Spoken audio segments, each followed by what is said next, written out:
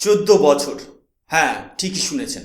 টানা 14 বছরের এক দীর্ঘ, জটিল এবং অত্যন্ত হাই প্রোফাইল ডিপ্লোম্যাটিক ওয়ার বা কূটনৈতিক লড়াইয়ের পর অবশেষে ইউরোপ নতি স্বীকার করতে বাধ্য হলো। ভারতের বুক থেকে চুরি হয়ে যাওয়া 1000 বছরের পুরনো দ্য গ্রেট চোলা ডেস্টিনির সবচেয়ে মূল্যবান এবং পবিত্র ঐতিহাসিক সম্পদ, যা এতদিন নেদারল্যান্ডসের লাইডেন ইউনিভার্সিটির মাটির নিচে বন্দী ছিল, তা আজ সগৌরবে ভারতের মাটিতে ফিরে আসছে। প্রধানমন্ত্রী নরেন্দ্র মোদীর ইউরোপ সফরের ঠিক প্রাককালে আন্তর্জাতিক মঞ্চে ভারত সরকার এক ঐতিহাসিক ডিপ্লোম্যাটিক ভিক্টরি অর্জন করেছে। কিন্তু কিভাবে ডাচরা আমাদের এই জাতীয় ঐতিহ্য চুরি করেছিল, আর কিভাবে ইউনেস্কোর মঞ্চে ভারতের কূটনীতিবিদরা ইউরোপের অহংকার গুড়িয়ে দিলেন, আজ আমরা এই ভিডিওতে উন্মোচন করব সেই অদ্ভুত অথচ বাস্তব সত্য। নমস্কার, আমি সুশোভন। আজ আমরা এমন এক ঐতিহাসিক ঘটনা নিয়ে আলোচনা করছি যা প্রত্যেক ভারতীয় এবং বিশেষ করে তামিল সংস্কৃতির মানুষের বুক গর্বে ভরিয়ে দেবে। আমরা যখনই ভারতের মহান ইতিহাসের কথা বলি, তখনই দক্ষিণ ভারতের সেই পরাক্রমশালী রাজবংশের কথা উঠে আসে, যারা শুধু ভারতবর্ষ নয় বরং সমগ্র দক্ষিণ পূর্ব এশিয়া বা সাউথ ইস্ট এশিয়ার ওপর নিজেদের আধিপত্য বিস্তার করেছিল। হ্যাঁ, আমি কথা বলছি দ্য চোলা এম্পায়ারের। এই চোল সাম্রাজ্যের রাজারা কাগজ বা নথিতে নয়, বরং তাদের সমস্ত রাজকীয় আদেশ, চুক্তি এবং অনুদান খোদাই করে রাখতেন খাঁটি তামার পাতের উপর, যাকে বলা হয় কপার প্লেটস। আজ যে জিনিসটি নিয়ে বিশ্ব রাজনীতিতে তোলপাড় চলছে, তাকে আন্তর্জাতিক স্তরে বলা হয় লাইডেন প্লেটস, বা ভারতের ইতিহাসে যাকে আমরা চিনি আনাইমালাই চোল তাম্রলিপি নামে। একটু ভেবে দেখুন, 21টি বিশালাকার তামার পাত, যা একসাথে একটি বিশাল লোহার বলয় বা রিং দিয়ে বাঁধা রয়েছে। এই পাতগুলোর উপর খোদাই করা রয়েছে প্রাচীন তামিল এবং সংস্কৃত ভাষার এক অপূর্ব মিশ্রণ। এই 21টি তাম্রলিপি কোনো সাধারণ নথি নয়, এটি হলো 1000 বছর আগেকার ভারতের অর্থনৈতিক সমৃদ্ধি, ধর্মীয় সহনশীলতা এবং আন্তর্জাতিক বাণিজ্যের সবচেয়ে বড় লিগ্যাল ডকুমেন্ট। ইতিহাস ঘাটলে দেখা যায় এই 21টি প্লেট তৈরি হয়েছিল বিখ্যাত চোল সম্রাট রাজা চোল ওয়ানের শাসনকালে, যিনি 985 থেকে 1014 খ্রিস্টাব্দের মধ্যে সমগ্র দক্ষিণ ভারতে রাজত্ব করেছিলেন। এই রাজারাজ চলছিলেন সেই দূরদর্শী সম্রাট যিনি থাঞ্জাভুরের বিখ্যাত বৃহদেশ্বর টেম্পল তৈরি করেছিলেন এবং যার নৌবাহিনী বা নেভাল পাওয়ারের ভয়ে কাঁপত গোটা এশিয়া। কিন্তু প্রশ্ন হলো, ভারতের এই অমূল্য জাতীয় সম্পদ, যা আমাদের পূর্বপুরুষদের গৌরবগাথা বহন করে, তা তামিলনাড়ুর নাগাপত্তনম থেকে হাজার হাজার মাইল দূরে ইউরোপের দেশ নেদারল্যান্ডসে কিভাবে পৌঁছে গেল? কারা ছিল এই চুরির পেছনে? চলুন ইতিহাসের এই অন্ধকার অধ্যায়ে প্রবেশ করা যাক।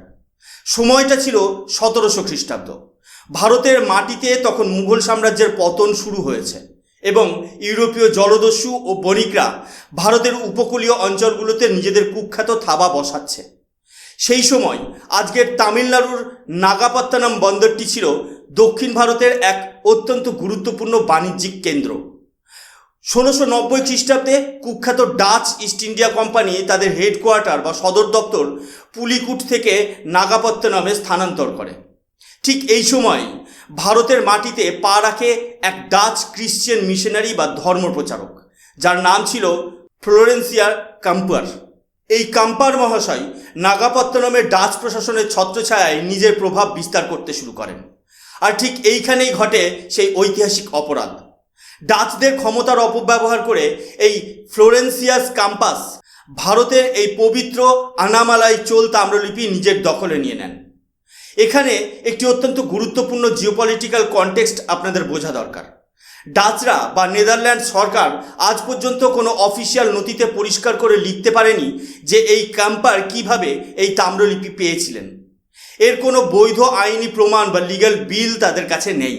তার মানে খুব পরিষ্কার, এটি ছিল একটি অবৈধ দখলদারি। সহজ ভাষায় বলতে গেলে ঔপনিবেশিক লুটপাট বা কলোনিয়াল প্লান্ডার। পরবর্তীতে 1700 খ্রিস্টাব্দের শেষের দিকে এই প্লেটগুলো নেদারল্যান্ডসে নিয়ে যাওয়া হয় এবং ডাচরা এগুলোকে লাইডেন ইউনিভার্সিটির লাইব্রেরির এশিয়ান সেকশনে বন্দি করে রাখে। 3 শতাব্দীরও বেশি সময় ধরে, অর্থাৎ 300 বছরেরও বেশি সময় ধরে আমাদের এই জাতীয় গৌরব নেদারল্যান্ডসের মাটির নিচে ধুলো জমছিল। চোল রাজাদের গৌরবগাথা যা ভারতের মন্দিরে থাকার কথা ছিল তা শোভা পাচ্ছিল ইউরোপের এক মিউজিয়ামে। কিন্তু ভারত সরকার আর চুপ করে বসে থাকার পাত্র ছিল না। 2014 সালের পর ভারতের পররাষ্ট্রনীতি বা ফরেন পলিসিতে যে আমূল পরিবর্তন এসেছে তার একটি বড় লক্ষ্যই হলো বিদেশে বন্দী ভারতের সমস্ত সাংস্কৃতিক ঐতিহ্যকে সগৌরবে দেশের মাটিতে ফিরিয়ে আনা। বন্ধুরা, এখন আপনারা স্ক্রিনে যে টাইমস অফ ইন্ডিয়ার হেডলাইনটি দেখতে পাচ্ছেন তা ভালো করে লক্ষ্য করুন। এখানে পরিষ্কার বলা হয়েছে যে এটি ভারতের জন্য কতটা আনন্দ ও গর্বের মুহূর্ত। কিন্তু এই আনন্দের দিনটি এক রাতে আসেনি। এর পেছনে রয়েছে ভারতের কূটনীতিবিদদের এক অনবদ্য এবং দীর্ঘ আইনি লড়াই বা লিগ্যাল ব্যাটেল। ভারত সরকার প্রথম 2012 সালে আনুষ্ঠানিকভাবে নেদারল্যান্ডসের কাছে এই চোল তাম্রলিপি ফিরিয়ে দেওয়ার দাবি জানায়। কিন্তু স্বভাবসুলভভাবেই ইউরোপীয় দেশগুলো যেভাবে তাদের ঔপনিবেশিক অহংকার বজায় রাখে, ডাচ সরকারও নানা আইনি অজুহাত দেখিয়ে ভারতের এই দাবিকে বছরের পর বছর ঝুলিয়ে রেখেছিল। তারা দাবি করেছিল যে এই প্লেটগুলো কিভাবে ক্যাম্পারের হাতে এসেছিল তার কোনো সুনির্দিষ্ট চুরির প্রমাণ ভারতের কাছে নেই। কিন্তু 2023 সালে ভারত তার স্ট্র্যাটেজি পুরোপুরি বদলে ফেলে। ভারত বুঝতে পারে যে শুধুমাত্র দ্বিপাক্ষিক আলোচনা বা বায়োল্যাটারাল ডায়ালগ দিয়ে এই ডাচদের সোজা করা যাবে না, এদের আন্তর্জাতিক মঞ্চে টেনে আনতে হবে। 2023 সালের 30 অক্টোবর ভারত সরকার এক অভূতপূর্ব জিওপলিটিক্যাল মুভ নেয়। ভারত সরকার ইউনেস্কোর একটি বিশেষ কমিটির 24তম অধিবেশনে এই বিষয়টি উত্থাপন করে। এই কমিটির নামটা একটু বড় কিন্তু অত্যন্ত গুরুত্বপূর্ণ, ICPRCP, যার পুরো অর্থ হলো intergovernmental committee for promoting the return of cultural property of its country of origin or its restitution in case of illicit appropriation. Bharat এই কমিটির মঞ্চে গিয়ে ডাচদের ইতিহাসের কাঠগড়ায় দাঁড় করিয়ে দেয়। ভারত সরকারের প্রতিনিধিরা ইউনেস্কোর রুল 37.1 প্রয়োগ করেন। এই আন্তর্জাতিক নিয়মটি কি জানেন? এই নিয়মের অধীনে কোনো দেশ যদি মনে করে যে তার কোনো সাংস্কৃতিক সম্পদ বা কালচারাল প্রপার্টি অন্য কোনো দেশ অবৈধভাবে আটকে রেখেছে, তবে তারা সরাসরি ইউনেস্কোর এজেন্ডায় তা অন্তর্ভুক্ত করতে পারে, যাতে দুই দেশের মধ্যে বাধ্যতামূলক আলোচনা বা ম্যান্ডেটরি নেগোসিয়েশন শুরু করা যায়। ভারত যখন ইউনেস্কোর মঞ্চে চোল সাম্রাজ্যের এই ঐতিহাসিক অধিকারের পক্ষে জোরালো সওয়াল শুরু করলো, তখন বিশ্বমঞ্চে নেদারল্যান্ডস পুরোপুরি কোণঠাসা হয়ে পড়ল। ইউনেস্কোর এই বিশেষ কমিটি ভারতের দাবির সত্যতা এবং বৈধতা স্বীকার করে নেয় এবং 2023 সালের নভেম্বর মাসে নেদারল্যান্ড সরকারকে কড়া নির্দেশ দেয় যে তারা যেন অবিলম্বে ভারতের সাথে দ্বিপাক্ষিক আলোচনা শুরু করে এই তাম্রলিপি ফিরিয়ে দেওয়ার প্রক্রিয়া চূড়ান্ত করে। একেই বলে নতুন ভারতের ডাইনামিক ডিপ্লোমেসি। আন্তর্জাতিক চাপ যখন ডাচদের ঘাড়ে এসে পড়ল, তখন তাদের সমস্ত অহংকার ধুলোয় মিশে গেল। বন্ধুরা, এবার আপনারা স্ক্রিনে নেদারল্যান্ডসের বিখ্যাত লাইডেন ইউনিভার্সিটির নিজস্ব অফিসিয়াল ওয়েবসাইটের যে স্টেটমেন্টটি দেখতে পাচ্ছেন তা কিন্তু অত্যন্ত গুরুত্বপূর্ণ। এই আর্টিকেলের ভেতরে ডাচদের যে স্বীকারোক্তি রয়েছে তা শুনলে আপনারা বুঝতে পারবেন যে আন্তর্জাতিক মঞ্চে ভারতের ক্ষমতা আজ কতটা বৃদ্ধি পেয়েছে।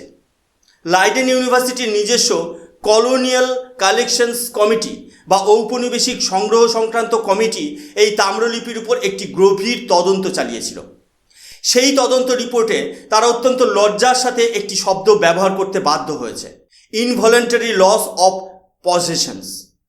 এর সহজ বাংলা অর্থ হলো ভারত এই সম্পত্তির অধিকার নিজের ইচ্ছায় হারায়নি, বরং ভারতের কাছ থেকে এটি অন্যায়ভাবে এবং বলপূর্বক কেড়ে নেওয়া হয়েছিল। ডাচ ঐতিহাসিকরা এবং লাইডেন বিশ্ববিদ্যালয় কর্তৃপক্ষ শেষ পর্যন্ত মেনে নিয়েছে যে ফ্লোরেন্সিয়াস ক্যাম্পার যেভাবে এই প্লেটগুলো সংগ্রহ করেছিল তার কোনো নৈতিক বা আইনি ভিত্তি নেই।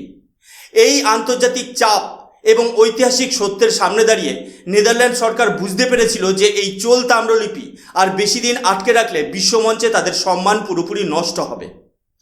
প্রধানমন্ত্রী নরেন্দ্র মোদীর এই 3 দিনের নেদারল্যান্ড সফর কেবল একটি সাধারণ কূটনৈতিক সফর নয়, এটি হলো ভারতের সাংস্কৃতিক অধিকার পুনরুদ্ধারের এক ঐতিহাসিক মুহূর্ত বা হিস্টোরিক্যাল মোমেন্ট। ভারত সরকার আন্তর্জাতিক মঞ্চে এই বার্তাটি অত্যন্ত স্পষ্টভাবে পরিষ্কার করে দিয়েছে যে the time has come for cultural artefacts taken during the colonial period to return to their countries of origin. অর্থাৎ ঔপনিবেশিক আমলে ভারতের থেকে লুট করে নিয়ে যাওয়া প্রতিটা সম্পদ, প্রতিটা মুহূর্ত, প্রতিটা নথির আসল মালিক হলো ভারতবর্ষ এবং সেগুলো ভারতকে ফিরিয়ে দিতেই হবে। এখন স্ক্রিনে আপনারা যে লিভ মিন্টের রিপোর্টটি দেখতে পাচ্ছেন, এই আর্টিকেলে এই তাম্রলিপির ভেতরের আসল ঐতিহাসিক সত্যটি উন্মোচিত হয়েছে, যা প্রত্যেক ভারতীয়র জানা উচিত। আমাদের তথাকথিত বামপন্থী ঐতিহাসিকরা সবসময় আমাদের শিখিয়েছেন যে দক্ষিণ ভারতের রাজারা নাকি পরধর্ম সহিষ্ণু ছিলেন না, কিন্তু এই আনাইমালাই চোল তাম্রলিপি বা আনাইমালাই প্লেটস সেই মিথ্যাচারকে এক ঝটকায় ধ্বংস করে দেয়। এই তাম্রলিপিতে কি লেখা আছে জানেন? 1000 বছর আগে চোল সম্রাট রাজারাজ চোল ওয়ান, যিনি নিজে ছিলেন একজন পরম শৈব অর্থাৎ ভগবান শিবের পরম উপাসক, তিনি নাগাপত্তনমে একটি বিশাল বৌদ্ধ বিহার তৈরির জন্য আনাইমঙ্গলাম নামের এক আস্ত গ্রামের সমস্ত রাজস্ব বা ট্যাক্স দান করে দিয়েছিলেন। এই বৌদ্ধ বিহারটির নাম ছিল চূড়ামণি বর্মা বিহার, যা তৈরি করেছিলেন সুমাত্রা ও মালয়েশিয়ার বিখ্যাত শ্রী বিজয় সাম্রাজ্যের বৌদ্ধ রাজা শ্রী মার বিজয়ী তুঙ্গবর্মন। রাজরাজ চোল এই দানের মৌখিক প্রতিশ্রুতি দিয়েছিলেন, কিন্তু তিনি তা তাম্রলিপিতে খোদাই করে যাওয়ার আগেই পরলোক গমন করেন। এরপর তার বীরপুত্র মহান চোল সম্রাট রাজেন্দ্র চোল ওয়ান সিংহাসনে বসেন। তার পিতার দেওয়া সেই পবিত্র প্রতিশ্রুতি রক্ষা করেন। তিনি এই 21টি তামার পাতের ওপর তামিল ও সংস্কৃত ভাষায় সেই ঐতিহাসিক দানের কথা খোদাই করে আইনি রূপ দেন, যাতে ভবিষ্যতে কোনো রাজা বা কোনো প্রশাসন এই বৌদ্ধ বিহারের অধিকার কেড়ে নিতে না পারে। একটু ভেবে দেখুন, 1000 বছর আগে ভারতের রাজা একজন হিন্দু হয়েও বৌদ্ধ ধর্মের একটি আন্তর্জাতিক বিহারের জন্য আস্ত একটি গ্রাম দান করেছেন এবং তা আইনি নথিতে খোদাই করে রাখছেন। এটাই হলো ভারতের আসল সনাতন সংস্কৃতি। এটাই হলো ভারতের আসল ধর্মনিরপেক্ষতা এবং গ্লোবাল আউটলুক। এই প্লেটগুলো কেবল তামার পাত নয়, এটি চোল সাম্রাজ্যের আন্তর্জাতিক কূটনীতি, সমুদ্র বাণিজ্য এবং ভারতের মহান হৃদয়ের এক জীবন্ত দলিল। এই কারণেই এই নিদর্শনটি তামিল সংস্কৃতির এবং সমগ্র ভারতের এক অবিচ্ছেদ্য অঙ্গ বা ইন্টিগ্রেটাল পার্ট। বন্ধুরা, ইউনেস্কোর প্রাক্তন ডিরেক্টর জেনারেল একবার অত্যন্ত সুন্দর একটা কথা বলেছিলেন, যা এই স্ক্রিপ্টের মূল কথা। The men and women of whose countries have the right to recover these cultural assets which are part of their being, অর্থাৎ বিশ্বের প্রতিটি স্বাধীন দেশের মানুষের অধিকার আছে তাদের নিজস্ব সাংস্কৃতিক ঐতিহ্যকে ফিরে পাওয়ার, কারণ এই সম্পদগুলো তাদের অস্তিত্বের অংশ।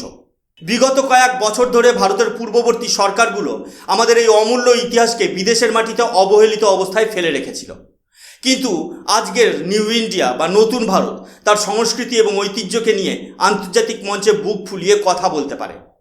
আজ ভারত শুধু অর্থনৈতিক বা সামরিক শক্তি নয়, বরং তার সাংস্কৃতিক শক্তি বা কালচারাল সফট পাওয়ারকেও বিশ্বমঞ্চে প্রতিষ্ঠিত করছে।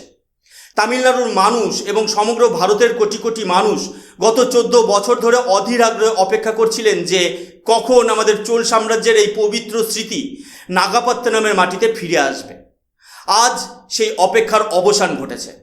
ডাচদের লাইব্রেরি থেকে মুক্ত হয়ে চোল সাম্রাজ্যের এই বিজয়গাথা আজ আবার ভারতের মাটিতে তার নিজস্ব সিংহাসন ফিরে পাচ্ছে। ভারত সরকারের এই দুর্দান্ত কূটনৈতিক জয়কে আপনারা কিভাবে দেখছেন? আমাদের কমেন্ট সেকশনে অবশ্যই আপনাদের মতামত জানান। ভিডিওটি ভালো লাগলে লাইক করুন, বন্ধুদের সাথে শেয়ার করুন এবং এই রকম আরও অনেক ঐতিহাসিক ও ভূরাজনৈতিক সত্য জানতে আমাদের চ্যানেল অদ্ভুত অথচ বাস্তবকে সাবস্ক্রাইব করতে ভুলবেন না। আমি সুশোভন, দেখা হচ্ছে পরের ভিডিওতে। ততক্ষণ পর্যন্ত ভালো থাকবেন, সুস্থ থাকবেন।